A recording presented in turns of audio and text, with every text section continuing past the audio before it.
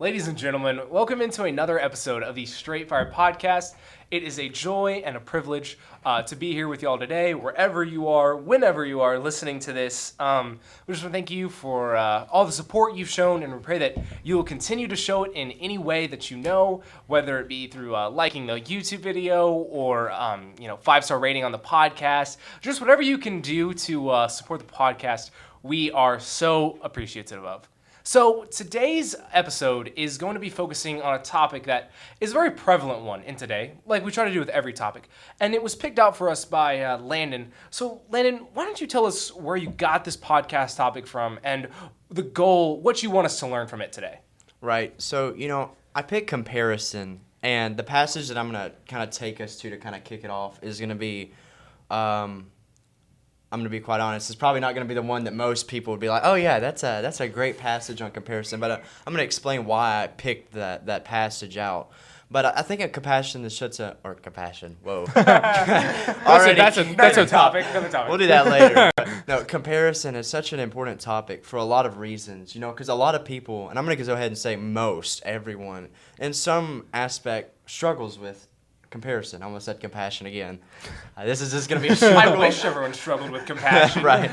This is going to be a struggle, apparently, for the rest of this podcast. But comparison, and kind of what I want us to do is just kind of look at it in a broad sense. What is comparison, and is it healthy for us to do? And if not, what can we kind of do to stay away from doing that? With that being said, I kind of want to take our focus to John chapter 21. And John 21, it's kind of known for that passage, where Jesus talks to Peter or Simon, and he walks and he says, do you love me? Yes, Lord, I love you. Feed my sheep. And he does it 3 times. And we kind of talk about the comparison between the 3 times Peter denied and then the 3 times that he said he loved him. And then we kind of just cut the dialogue off right there. But I want to go ahead and pick it back up where most people leave off in verse 20. So John 21 and verse 20 says, then Peter, turning around, saw the disciple whom Jesus loved following, who also had leaned on his breast at the supper, and said, Lord, who is the one who betrays you? Peter, seeing him, said to Jesus, but Lord, what about this man? Jesus said to him, if I will that he remain till I come, what is that to you? You follow me. Now, I'll go ahead and admit up front that this passage of Scripture does not explicitly have to do with the idea of comparison. Jesus wasn't strictly talking about, Peter, don't compare yourself to others.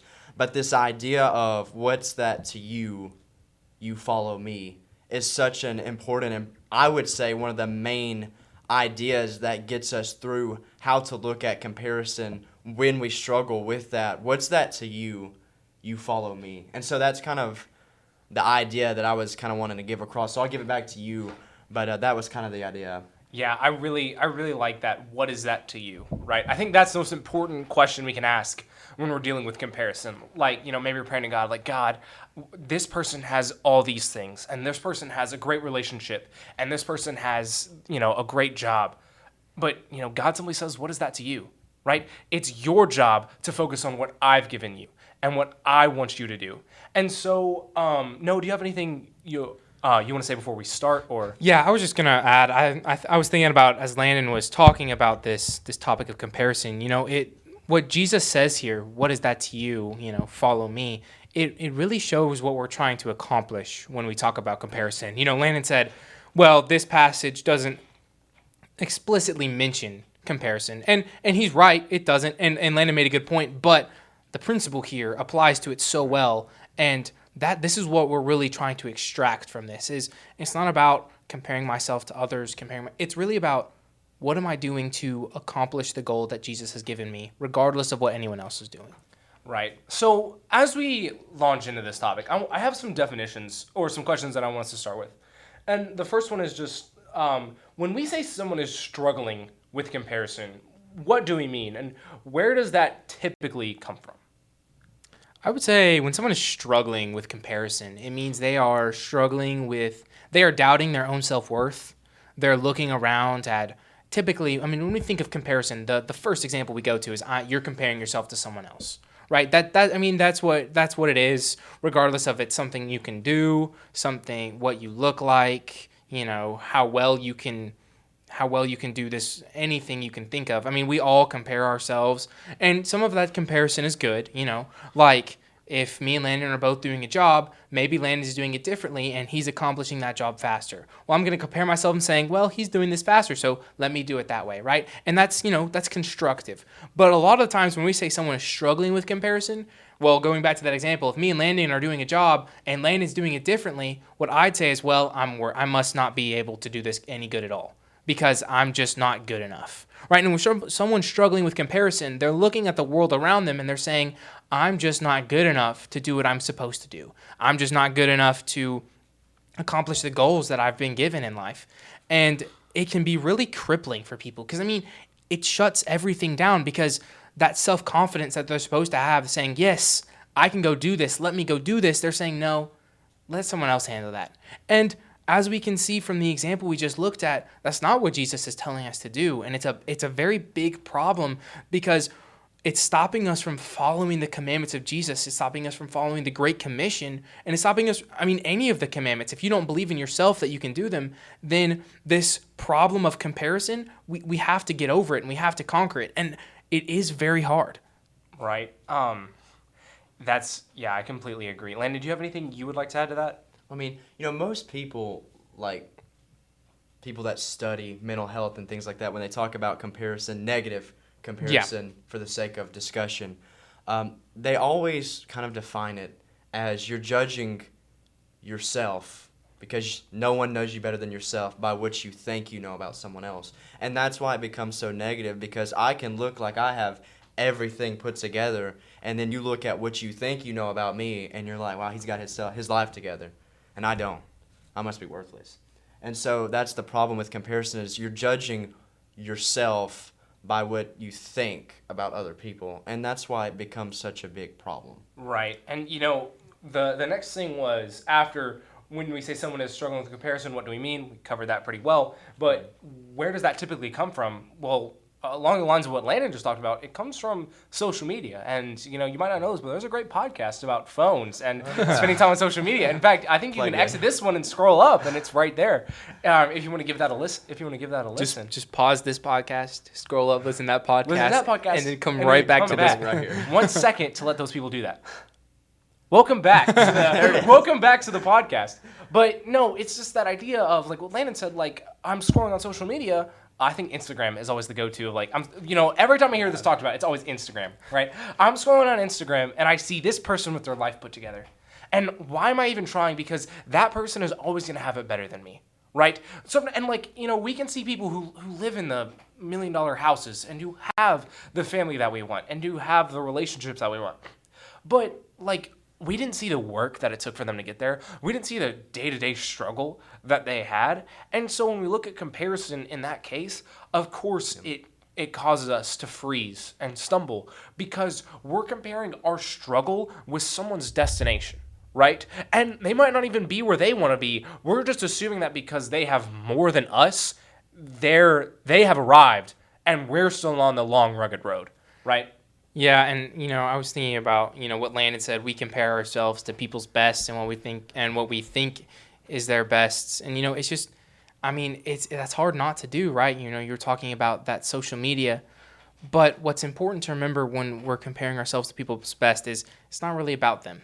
It's not really about what they think. It's not really about what the people around me think, whether I've made it. Only Jesus knows when we're supposed to be. When we are where we're supposed to be in Jesus Christ, excuse me. But, when I'm comparing myself to other people, then I'm missing the mark, because I'm not supposed to compare myself to other people. We never were. If I'm comparing myself to this person's best, then that person, I'm like, that's the bar I'm setting, is my ex-friend's, not ex-friends, but fill in the blank friend's best. That's such a low bar compared to Jesus Christ and everything that he offers us. Yeah. Some people might hit down too, like, well, I can't compare myself to this guy because he has all these things that are better than me. But you know what I can compare myself to? This guy. This guy's struggling. He's down. So I'm just going to hit down at him, right? Like, I'm just going to tell him so I can tell myself that, yeah, I'm better than you, bud. Like, I have these things that you don't. I have a relationship that you don't, etc. And so we look at comparison, we look at us comparing ourselves to people who are higher than us, like, metaphorically speaking, but also it can be when we're comparing ourselves to people who are lower than us, right?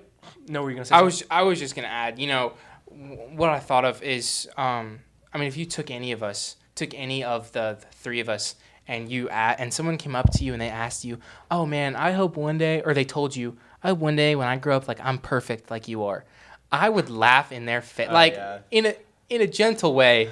I would laugh in their face because Right.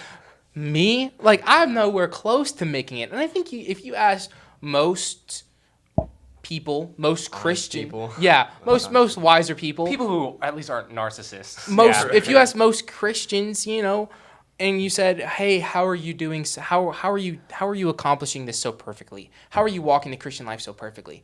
They would look at you and they would look at you like you were crazy. Like, what? No. Like if someone came up to me and said that, I'm nowhere close to accomplishing the Christian life perfectly. I fall so far from the mark. And that's why it's crazy to compare yourself to other people, especially just to the people you can see on social media, is because we all have problems and struggles that we're trying to overcome. And that's why, again, I said it before, only Jesus is worth our comparison. Right. Sorry, Lane, go ahead. I was just gonna say, comparison is always rooted in an insecurity I have of whatever form that may be. I feel like I'm not as skilled, or I'm not as good at sports. I don't have as much money. I'm not as good at making friends. It's an insecurity that I have, and I assume that you don't. But I want to circle back to the point, because that was kind of one thing. I'm going to kind of shift thoughts here and come back to the thing you said about comparison, because 90% of the time we talk about comparison, it's like, oh, I'm not good enough, and we kind of talk about depression and how that all is connected. And it's like comparison is not just a one-way street, it's a two-way street. I can be comparing myself to Noah and saying, oh, he's got all of these things and I don't. And then I can shift to someone else and go, oh. Benjamin. I was wondering if he was going to do it. I was like, here it comes. Stick to it, Benjamin. And be like, okay. And I don't, most of the time, unless you're like a narcissist or someone, and most people don't start with, okay, I'm going to find someone that I am better than, or at least that I think. It just kind of becomes a thought of, oh, I have this insecurity. And then I notice, oh, I think you don't. Yeah. And then it becomes a judgmental thing. And when I think about comparison, someone that always comes to my mind in Scripture is Paul.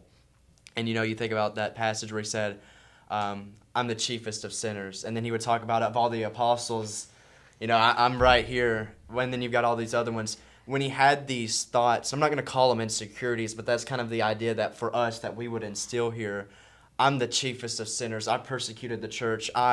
Jesus said I persecuted him. I did all of these horrible things. For us, that you fill in your insecurity. Here you are. You're at this spot. What do you do with it? Paul could have said, or at the time Saul, I'll never amount to anything. I'll never be the kind of apostle that I need to be. I'm not like Peter. I'm not like John. I didn't see Jesus face to face. I didn't have that closeness. I'll never be the kind of apostle that I think Jesus wants me to be. Now, he would have said that Jesus wants me to be, but it's what he thinks. And he could have said, okay, I'll never be good enough, so I'm just not going to try. Or he could have hit the other path and gone, I'm a pretty cool guy, The Holy Spirit is showing me what I need to write to these people and what to say. And, I'm converting all these people, and I'm starting churches in Corinth and Ephesus. I mean, look at me. Right. It's such a shift. And he didn't do either one of them.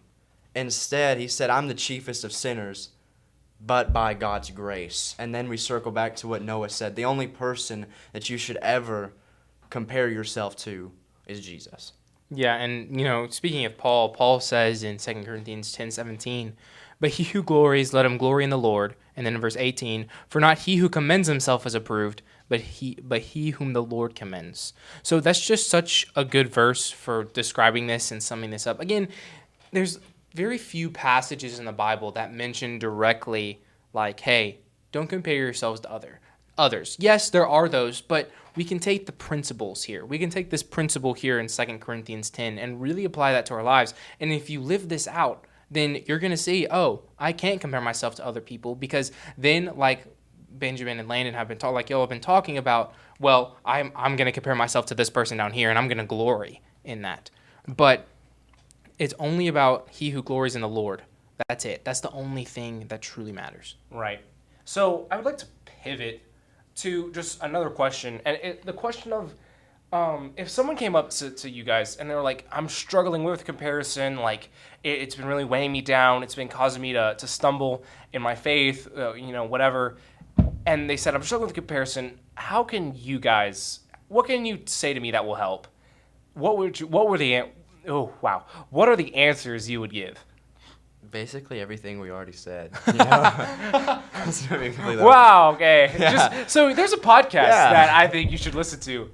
I mean, but genuine. I mean, honestly, that might, there it is. But first, I would have to ask, like, what do you mean by that? Because as we've already shown, there are two kinds of negative comparisons we're talking about. Which one are you talking about? Because those are two different directions, and I need to know which one we're kind of struggling with. For the sake of conversation, let's say I've been struggling. Like this is. Let me give you a scenario. Right? Boy, that will make it. Yes, that will make it better. So there's been this Christian, and he's 17, becoming a church. Hey, wait, can we make a disclaimer? This is not about anyone. No, this is completely made up on the spot. Yep. There's been this Christian, 17, becoming a church, brand new. He started going to youth group activities, but he doesn't really know all the songs that everybody knows. He doesn't know everybody as well, and so he's been struggling with this idea of, well, these people are just so far ahead of him, he'll never be at their level. Right? And so what he's done is he's looked at his friends in the world and he started comparing himself to them, thinking he doesn't really need to be better because his friends in the world are just so much worse than he is. And so he's finding himself in this state of he's not good enough to be like the Christians he sees around him, but he's too good to be around the people in the world who are quote unquote below him. Right? So what are we telling this guy to help him, right?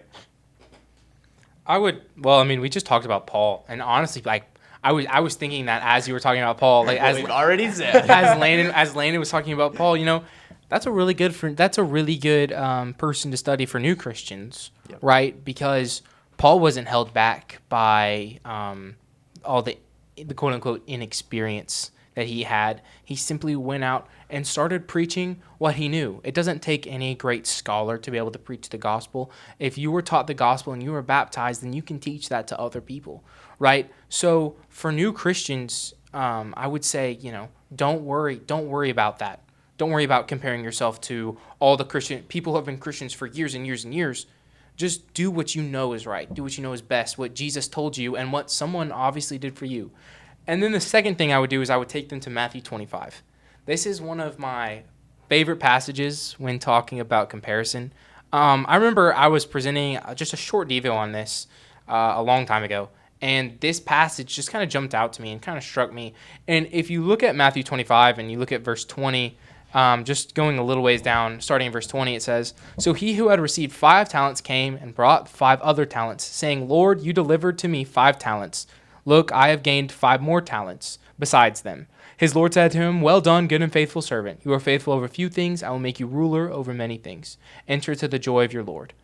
He who had received 2 talents came and said, 'Lord, you delivered me 2 talents. Look, I have gained 2 more talents besides them.' His Lord said to him, 'Well done, good and faithful servant. You have been faithful over few things. I will make you ruler over many things. Enter into the joy of your Lord.'"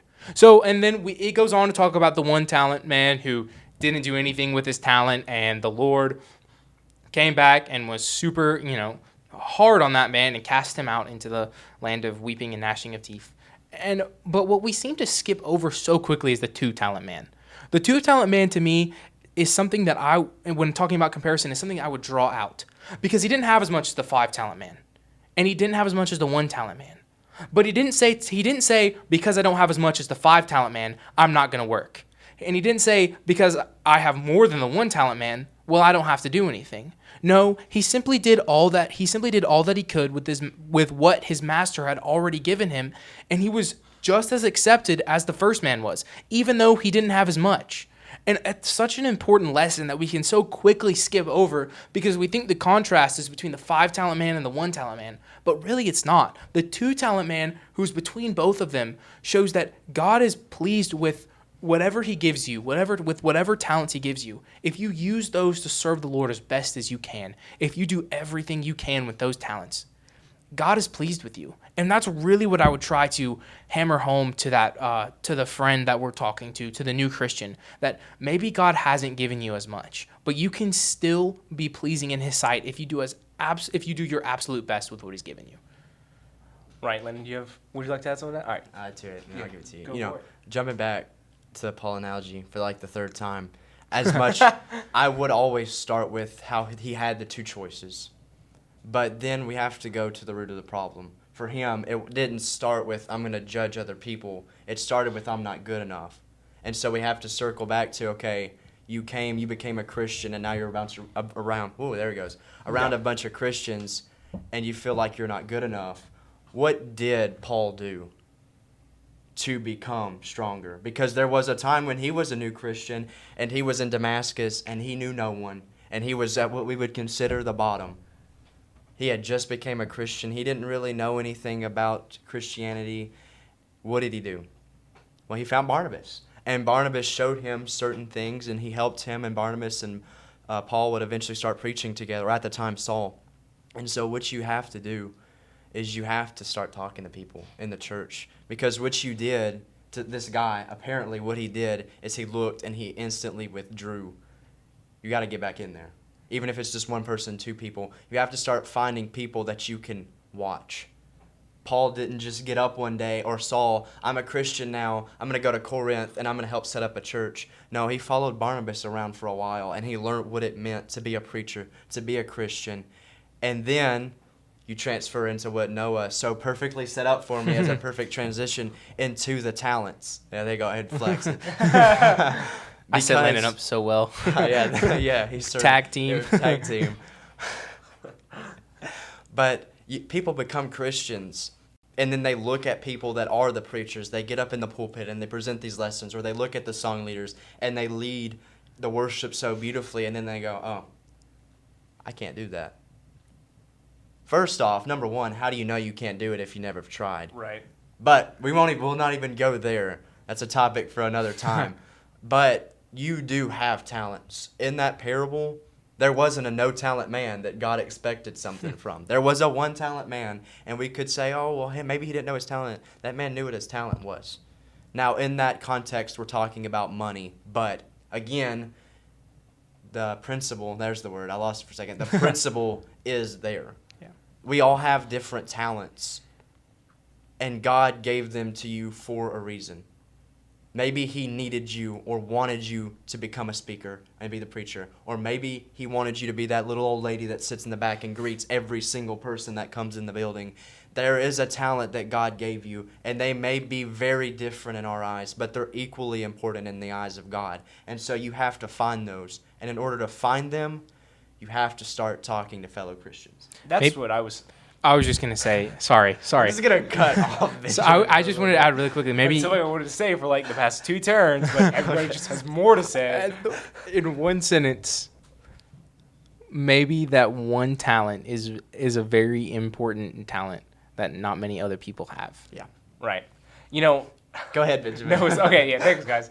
Noah's looking at me right now. I got my one sentence in. That's all I wanted. You know, a verse I had for this was Galatians 1:10. Am I now trying to win the approval of human beings or of God? Or am I trying to please people? If I were still trying to please people, I would not be a servant of Christ. So pleasing people and being a Christian are exclusive, right? You cannot be one and the other. And I think that's what we need to keep in mind here, right? We look at the 5-talent man, and he ended up with 10 talents. And we say, I can't believe God blessed him so much. And then we look at the 2-talent man and say, I can't believe God blessed him so little. How does God even know what he's doing?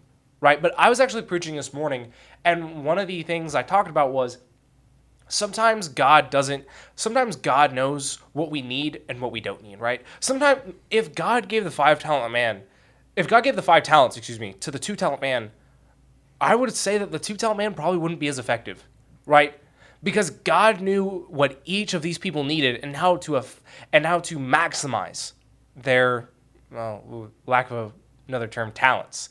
And so that's the idea that we need to have of maybe God hasn't given me these abilities that other people view as more, but he has given me these abilities, which in his eyes are just as valuable. Because if you think about it, both of these people got the same reward, right? Both of these people, was this the one where they gained cities? It just says, you have been faithful over little, I will make you faithful Yeah. over much. Both of them were faithful, and both of them got to be faithful over much, right? That was their reward. And that's the same thing here. Like, I didn't go out and preach 50 sermons in, 3 different countries, right? But what I did do was I did make the most out of what God had given me. Well, yeah, and then if you're really a true Christian trying to please God as best as you can, it doesn't matter where I'm using my talents or how I'm using my talents. As long as I'm using them to serve God so I can be in heaven with him one day, that's really all that matters. So, of course, the 2-talent man wouldn't complain that he didn't have as much as the 5-talent man because he understood the reward that was coming, and that reward would be the same. As a Christian, as long as if I know that I'm going to heaven, it doesn't matter who recognizes me. It doesn't matter what anyone else does. As long as we're all striving to go to heaven together, however that happens, then that's the most important thing. Right. So, for time's sake, we need to move on to the next thing. Just comparison has no place in the church, but how could it seep in?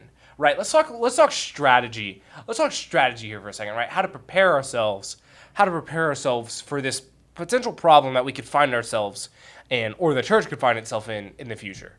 How would you defend a church against this, more covert sin of comparison, right? Because it doesn't always present itself on the top, right? It's not as blatant as other things.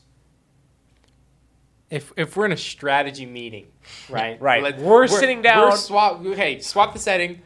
Go away from podcast. We are now in a strategy meeting. I would say, like, if we're trying to directly counteract the devil, right? Where he is trying, let's say we know he's going to come and try to attack our church. Let's just put that hypothetical out there. We know the devil is coming and he is going to attack our church with comparison. That is the weapon, that is the tool that he has chosen to try to take down our church. That's what he's going to tempt us with. That is what he's going to tempt us with. I think the first thing I would say to the church is you have to be honest with each other. We cannot try to pretend that we're something we're not, right? We don't have to necessarily tell people what our specific weaknesses are, but people have to know that we have them.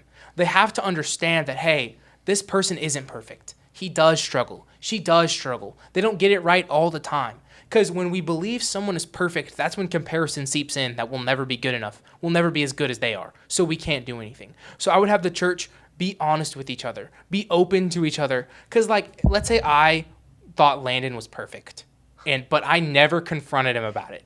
I mean, easy to think Landon's perfect, I mean, come on now. How could you not think Landon? But anyways, let's say I thought Landon was perfect, but I never confronted him about it. Instead, I avoided him and I demonized him behind his back and all of that. Well, that doesn't help anyone because, again, I'm comparing myself to Landon. I'm really just trying to bring Landon down. But if I went up to Landon and said, hey, man, I really think you're walking a great Christian life. How are you doing so well?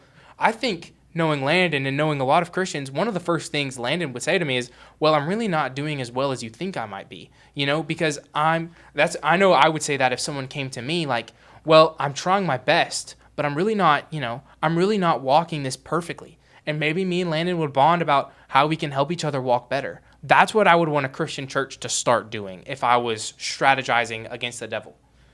Yeah, so then as the general of this strategy meeting, I would throw it over to Landon and be like, Landon, any suggestions here?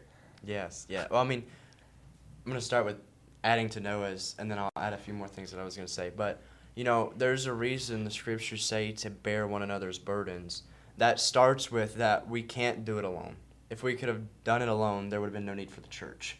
And we could have all just been saved in our own way. But God made it in such a way, I'm hesitant to say organization, but that's really kind of how it was structured. Right. And so that we have each other. But we're to bear one another's burdens. Because what's that's going to do, it's going to let me know that, because when Noah comes up and asks me about this, maybe I'm struggling with something similar, and it's going to be like, okay, I'm not the only one. And so we're going to build this connection that we should have had anyway. But it's going to become even stronger. And then I'm going to go ahead and add to that, taking this as a strategy meeting. I'm going to assume that we're the elders of this conversation. Right, yeah, that's kind of the assumption I was having. Yeah, this congregation. Yeah. I'm going to make sure the preacher is in the pulpit talking about topics that matter. Yeah. About how we're not all perfect. No one is. And no matter if you're one of the elders or if you're one of the preachers, we're all struggling with things. And I'm going to talk about unity, and we're going to talk about encouragement, and we're going to talk about how we do need to talk to each other about things that we struggle with. Because a lot of times when we struggle with something, I have to keep it quiet. Yeah. Because for some reason, I'm expecting everyone to think that I am perfect, which I'm not, and I know I'm not. But again, I assume everyone else is because they look like they have it all together, so I need to look like I am. Where it should be, I'm struggling with this. Oh, you're struggling. Well, I am too. Well, let's pray for each other. Let's help each other get better. And so what we're going to do is I want that talked about, definitely, because it needs to be. And then I have something else, but it just left me. You go ahead. Go ahead. I got to think of it. One of the thoughts I had back. was, is encouragement the counter to comparison? Would y'all agree with that? Maybe, or maybe is there something else you would say? I think, because I was thinking about this too, I think there are a few things that are the counter to comparison. Like, for instance, if we're taking principles like Philippians 4:4, rejoice in the Lord always, and again I say rejoice. You cannot be rejoicing if you are comparing yourself against somebody, right? That's impossible. So if I'm going to follow God, if I'm going to follow God's commands the way that I'm supposed to, I can't follow this command that says rejoice in the Lord always. Again, I say rejoice if I'm comparing myself to people.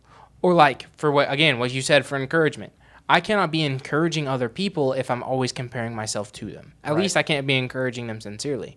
So I would say, that is the counter. Is that the word you use? Definitely Yes, one of The the major counter ones, to yeah. comparison. Yeah, but there are a few principles like that if you apply them in the way the Bible talks about, like we're trying to do, then there is no room for comparison. Right. Okay, so let's, unfortunately, we are running out of time quickly. We actually kind of already have run out of time, but for the sake No of conversation, strategy meeting. it's been going very well. So, final thoughts on comparison. What you want people to take away from this as they, finish this podcast and head back out to whatever they were doing.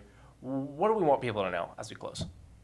Did you get your thought back, Landon? I did not. That's okay. It's okay. I'll let you kick it off, though. Again, I would say what we talked about, I would go back to the example that we used of the friend first and just say God has given you a select amount of talents. It's not really up to you to look at other people and say, well, I've got less than them. Or it's not up to you to look at people and say, I've got more than them.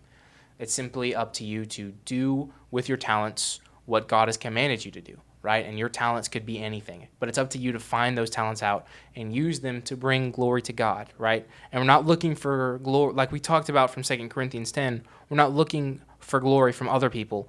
We're only trying to glory in the Lord. And if we understand our true reward and that we're trying to get to heaven at any cost, then it doesn't matter what other people around me are doing as long as I'm doing my best to go to heaven. I would start there, and then I would say that for anyone personally. And then for the church, I would say what we talked about. If you encourage other people, if you're truthful with them, and you're always seeking to find joy, then there is no room for comparison. So go, instead of maybe wallowing in self-pity. I remember when I was a little kid at camp, I would sometimes I felt like I would compare myself to people so bad that I would just lay in my bed and be like, I don't really feel like doing anything today because there's always going to be someone better than I am out there. Wow. But as a little kid, I maybe thought about that for 30 seconds. And then, the next minute I was up having fun, not even thinking about it. But it just goes to show, don't wallow in self-pity, but go out and encourage other people. Go out and tell them the truth. Go out and be joyful with them. What me and Landon talked about, maybe you can make a bond with them and you can be a strong Christian because of it. So that's what I would tell personal people, that's what I tell someone one-on-one, and that's what I would tell the church. Right. I'll be quick, I promise. Yeah, okay. I was looking at the time. I was like, oh, okay. Yeah. Longer episode this week. That's okay. It's okay. I'll close. I guess I want to close with, again, John 21:20. Is that 20? Yeah. No, 21. Yeah, No, John 21. Yep, there you go. What's that to you? You follow me. So far, every time we've talked about comparison, it's been you shouldn't do it. I pivot. The only person that you should ever compare yourself to is Jesus. Jesus didn't say, follow the trendsetters, follow the people on Instagram, follow whoever. He said, you follow me. The only way we're going to become the kind of people that we truly want to is when we stop comparing ourselves to others and start comparing ourselves to Jesus. Right. And I would close the whole thing with, Romans 12, 3 through 5. For by grace given me, I say to every one of you, do not think of yourselves more highly than you ought, but rather think of yourself with sober judgment in accordance with the faith God has distributed to each of you. For just as each of us has one body with many members, and these members do not all have the same function, so in Christ we, though many, form one body, and each member belongs to all the others. Thank you so much for listening to this episode of the Straight Fire Podcast. Again, we hope that you support that episode in any way you can. And ultimately, go check out the YouTube channel, subscribe there so you can stay up to date with not just podcast stuff, but other videos we're planning for the future. Again, thank y'all so much for listening, and we will see y'all in the next episode. Thanks.